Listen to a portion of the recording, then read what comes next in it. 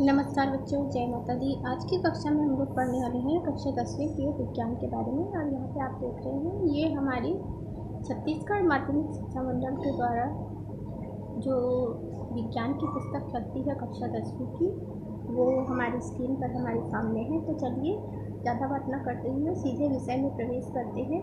आप देखेंगे कि पुस्तक के अंदर आपको एक विषय सूची मिल जाती है जिसमें जितने भी अध्याय हैं वो क्रमगत दिए हुए हैं। और इसमें देखिए एक ही आप देख सकते हैं कि जो विषय सूची है उसमें क्रम, अध्याय का नाम, पृष्ठ संख्या, कालखंड और अंक के एक जो हमारा अध्याय है उससे कितने अंक के प्रश्न आने वाले हैं। तो सबसे पहले देख लेते हैं जीवों का विकास। जीवों का विकास ये अध्याय 1 है और इसको जो है आपके विद्यालय में जो पढ़ाया जाएगा और आप उसके ऊपर जो एक्सरसाइज करेंगे, लिखेंगे, उन सबको मिला के कुल 6 घंटे में आपको इसको पढ़ना है और 4 अंक का जो है इसमें आवंटन है। ठीक है, इस एक अध्याय से आपको 4 अंक मिलने वाले हैं। ठीक है, तो 4 अंक भी परीक्षा की दृष्टि से बहुत महत्वपूर्ण होते हैं। और क्योंकि ये अध्याय ज़्यादा कलिष्ठ भी नहीं है, बिल्कुल सिंपल अध्याय है, आपको पढ़ने में बहुत मज़ा आएगा। तो चलिए हम लोग इस अध्याय को पढ़ना प्रारंभ करते हैं। यहाँ पर देखिए हमारा टाइटल दिया हुआ है अध्याय 1 जीवों का विकास। जीवों का विकास मतलब इवोल्यूशन। ठीक है, विकास जीवों का कैसे हुआ है तो हम सभी जानते हैं कि जीवों का विकास क्रमबद्ध हुआ है। एक कोशिका का निर्माण हुआ है ना, और फिर उस एक कोशिका से कोशिका का संगठन हुआ, बहुकोशिकीय जंतु का विकास हुआ। पहले बहुकोशिकीय जंतु सरल रूप में उत्पन्न हुए, उसके पश्चात धीरे धीरे जो उनकी शारीरिक संरचना थी वह जटिल होती गई। इस प्रकार से क्रमबद्ध रूप से जीवों का विकास हुआ है। चलिए पुस्तक में पढ़ते हैं क्या दिया है। पृथ्वी पर हजारों लाखों की संख्या में जीवों की प्रजातियां हैं। ठीक है, आप देखते होंगे हमारे आसपास, क्योंकि हम सभी जानते हैं कि पादप और जंतु दोनों को ही किस में रखा जाता है, जीवों के अंतर्गत रखा जाता है। तो ये जो जीवों की प्रजातियां हैं, जंतुओं की, पादपों की बहुत संख्या में आपको दिखाई देंगी। और इनमें से कुछ जीवों से हम सभी परिचित हैं, कुछ के बारे में हमने सिर्फ सुना है। ठीक है, कई सारे ऐसे जीव हैं जो हमने देखे नहीं आँखों से, जैसे कि डायनासोर हैं, है ना, किंगो वृक्ष है, ये सब आपने अपनी आँखों से नहीं देखे, लेकिन यह पूर्व में रह चुके हैं, इसका हमको जानकारी है। यह जानकारी हमको किस प्रकार से प्राप्त हुई है, उनके अवशेष या जीवाश्म के माध्यम से यह जानकारी हमको प्राप्त हुई है। जैसे यहाँ पे आपका उदाहरण दिया गया है, इनमें से एक डायनासोर है। डायनासोर का नाम आप सभी ने सुना होगा, पूरे विश्व में ही नहीं, हमारे देश में भी कई जगह इनके अवशेष समय समय पर मिलते हैं। ठीक है, हमारे देश में जबलपुर के पास लेमा घाट में। अब देखिए, क्योंकि 4 अंक है पुस्तक में आवंटित इस अध्याय में, तो ये जो मैंने अंडरलाइन किया है जिस बिंदु को, वो प्रश्न आपका 1 अंक में पूछ सकता है कि हमारे देश में किस स्थान पर जीवों के अवशेष प्राप्त हुए हैं। ठीक है, तो जबलपुर के पास लेमा घाट नामक एक स्थान है, वहाँ पर जीवों के अवशेष प्राप्त हुए हैं, डायनासोर नामक जीव के अवशेष प्राप्त हुए हैं। ठीक है, और इसके पश्चात आप देख सकते हैं नर्मदा घाटी में कई जगह इनका प्राकृतिक आवास रहा है। जबलपुर के लेमा घाट जो है वो नर्मदा नदी के तट पर है और वहाँ पर नर्मदा घाटी के नाम से वह स्थान प्रसिद्ध है। और ये बहुत ज़्यादा ही हरा भरा प्राकृतिक स्थल रहा है, तो इसीलिए वहाँ पर, क्योंकि डायनासोर जानवर थे, तो वो ऐसे स्थानों पर उनका आवास मुख्य रूप से रहा। ठीक है, तो दोनों शब्द आपको याद रखना है। पहला है जबलपुर के पास लेमा घाट, ठीक है, और दूसरा नर्मदा घाटी। ठीक है, ये खालिस्तान में पूछ सकता है कि खालिस्तान में कई जगह पर इनका प्राकृतिक आवास रहा है, सीधे सीधे आपको पूछ देगा। ठीक है, यहीं से उठा लेगा 1 नंबर का एक क्वेश्चन, खालिस्तान में कई जगह पर डायनासोरों का प्राकृतिक आवास रहा है, सीधे आपका नर्मदा घाटी वहाँ पर आने वाला है। ठीक है, उसी तरीके से पूछ सकता है कि जो डायनासोर हैं वह हमारे देश में किस स्थान पर अवशेष के रूप में प्राप्त हुए, तो जबलपुर के पास लेमा घाट। तो ये 2 अंक जो है हम यहाँ से अच्छे बिल्कुल सरलता से गेन कर सकते हैं। ठीक है, आगे चलिए देखते हैं क्या दिया है पुस्तक में। हमें पृथ्वी पर अलग अलग जगह इनके अवशेष मिल रहे हैं, तो पता चल रहा है कि ये विविध प्रकार के थे। ठीक है, जैसे हमारे देश में डायनासोरों के अवशेष मिलते हैं, वैसे ही अन्य स्थानों पर भी डायनासोरों के अवशेष मिलते रहे हैं नदियों के किनारे, समुद्रों के किनारे, दलदली क्षेत्रों में, है ना। और उससे पता चलता है कि एक ही प्रकार के, एक ही आकार के डायनासोर नहीं थे। पृथ्वी पर 2000 लाख से 600 लाख वर्ष पूर्व इन्हीं जानवरों का राज था। एक समय ऐसा था जब मनुष्य आदि जंतु इस धरती पर नहीं थे, और 2000 लाख साल से 600 लाख वर्ष पूर्व तक मात्र डायनासोर और छोटे जंतु पाए जाते थे, जिन्हें ये आहार के रूप में ग्रहण करते थे। पूरा राज था इनका धरती पर, ठीक है। तो यहाँ पर भी देखिए आप, एक अंक का प्रश्न यहाँ से निकल रहा है कि डायनासोरों का काल पृथ्वी पर लगभग कितने समय तक था। तो 2000 लाख से 600 लाख, ठीक है। आपको एकदम याद रखना है कि पृथ्वी पर डायनासोरों का जो समय था वो कब से कब तक था। 2000 लाख, है ना। 2000 साल के साथ में आपको लाख भी लगाना है। 2000 लाख साल से 600 लाख वर्ष पूर्व तक इन जानवरों का राज धरती पर था, ठीक है। आगे देखते हैं। एक छोटे से छोटा डायनासोर लगभग 50 सेंटीमीटर का, तो बड़ा डायनासोर लगभग 40 मीटर का था, ठीक है। छोटे डायनासोरों की जो लंबाई थी वो कितनी थी, 50 सेंटीमीटर। 50 सेंटीमीटर भी तो छोटा होता है ना। तो उतनी क्या कहते हैं छोटे डायनासोरों की लंबाई थी। ये इतना भी छोटा नहीं होता है, लेकिन डायनासोर हम बात कर रहे हैं एक भयानक जंतु की, तो उसके बारे में जब हम बात करें तो 50 सेंटीमीटर उसके लिहाज से बहुत छोटी एक लंबाई होती है। और उसी तरीके से बड़े आकार के डायनासोर बोला करो 40 मीटर, 40 मीटर कई एक अच्छी खासी इमारत की लंबाई हो सकती है, उसके बराबर लंबाई तक के जो है डायनासोर पाए जाते थे। डायनासोर आहार के आधार पर मांसाहारी और शाकाहारी दोनों प्रकार के होते थे। 2 पैरों और 4 पैरों पर चलने वाले होते थे, और उड़ने वाला डायनासोर भी होता था, ठीक है। डायनासोर उड़ने में भी सक्षम थे। जो वर्तमान के पक्षी हैं उनका विकास डायनासोरों से ही हुआ है, ठीक है। डायनासोर अभी के पक्षियों के पूर्वज थे, ठीक है। तो यहाँ पर आप देख सकते हैं, ये चित्र में आपको दिख रहा होगा, हर तरीके का डायनासोर दिख रहा है। देखिए क्या बढ़िया चित्र दिया है ना। माध्यमिक शिक्षा मंडल ने यहाँ पर आपको सब प्रकार के डायनासोरों को यहाँ पर उदाहरण मिल जाएगा। वैसे तो आपने जुरासिक पार्क मूवी देख ही रखी होगी, लेकिन जिन्होंने नहीं देख रखी है वो देख लेना समय निकाल के, है ना, क्योंकि अब अगली परीक्षा में बहुत समय है। तो यहाँ पर देखिए ये उड़ने वाला डायनासोर है, ये बड़े आकार के डायनासोर है, ठीक है।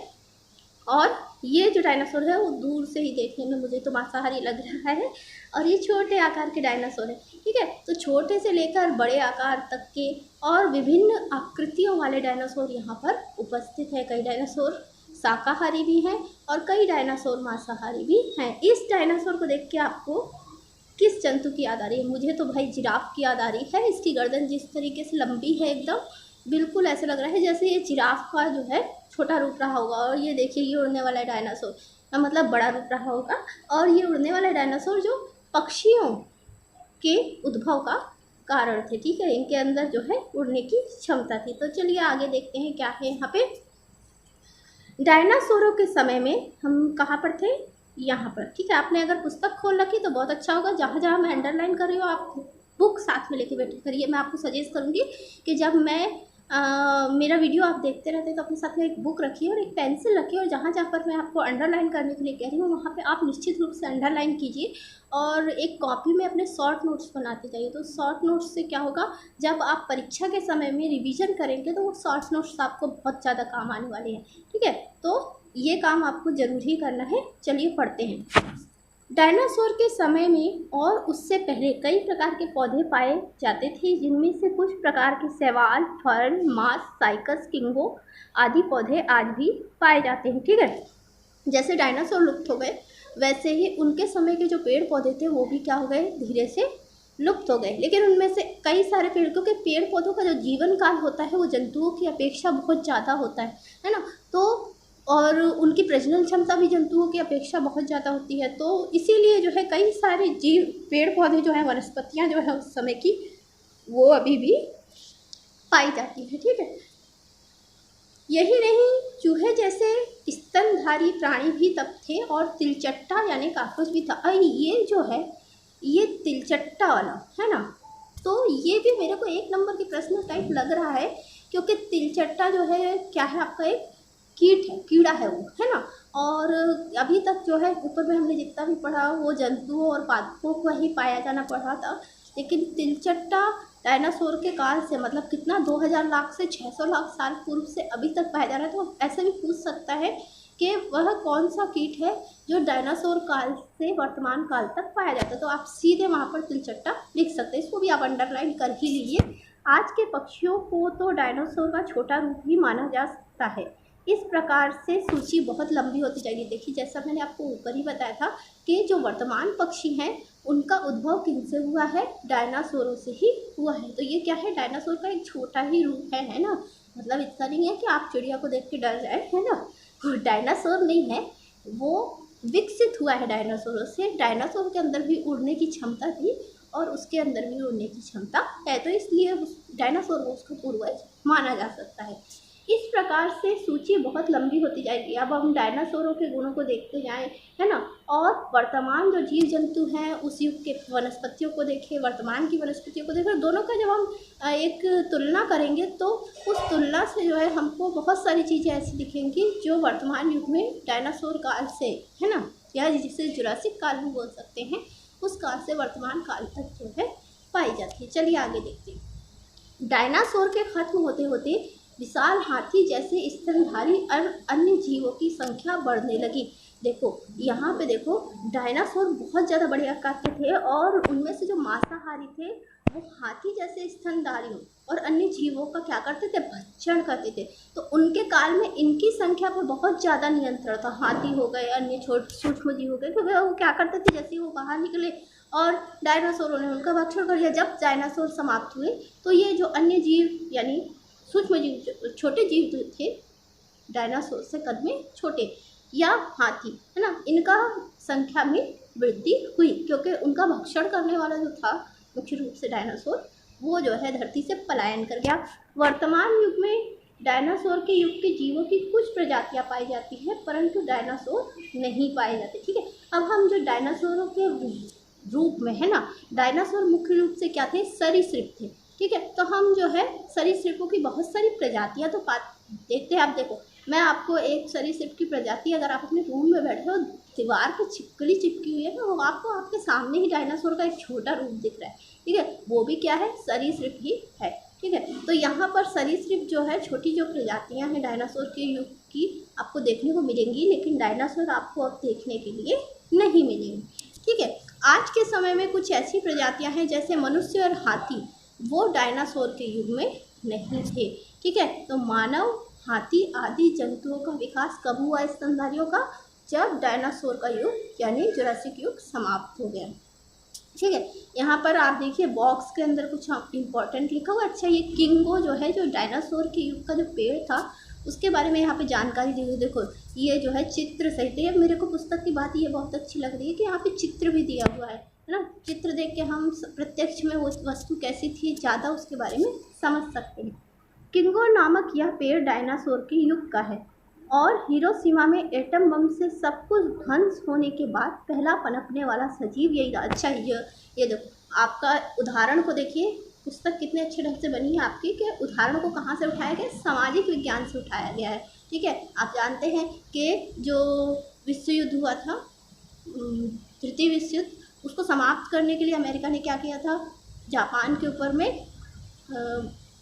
एटम बम जो है उसके हिरोशिमा और नागासाकी नामक 2 शहरों के ऊपर में डाल दिया था। और उसमें जो है जो हिरोशिमा था पूरी तरीके से, नागासाकी दोनों ध्वंस हो गए थे। और एटम बम का जो प्रभाव था, वहाँ का रेडिएशन था, उससे निकलने में उनको कई साल लगे, है ना। और उन कई सालों बाद जो पहले उस इलाके में जिधर रेडिएशन फैला हुआ था, रेडियो एक्टिविटी, वहाँ पर जो पनपने वाला पहला सजीव था वो यही किंगो नामक वृक्ष था। तो ये वहाँ क्यों पनप सका, अब आप इसी चीज़ से समझ सकते हैं कि इसके अंदर जो जीवन क्षमता है वो इतनी प्रबल है ना, जो अनुकूलता है वातावरण के प्रति इतनी ज़्यादा प्रबल है कि इसने एटम बम के रेडिएशन को भी झेल लिया, उसके ध्वंस को भी झेल लिया।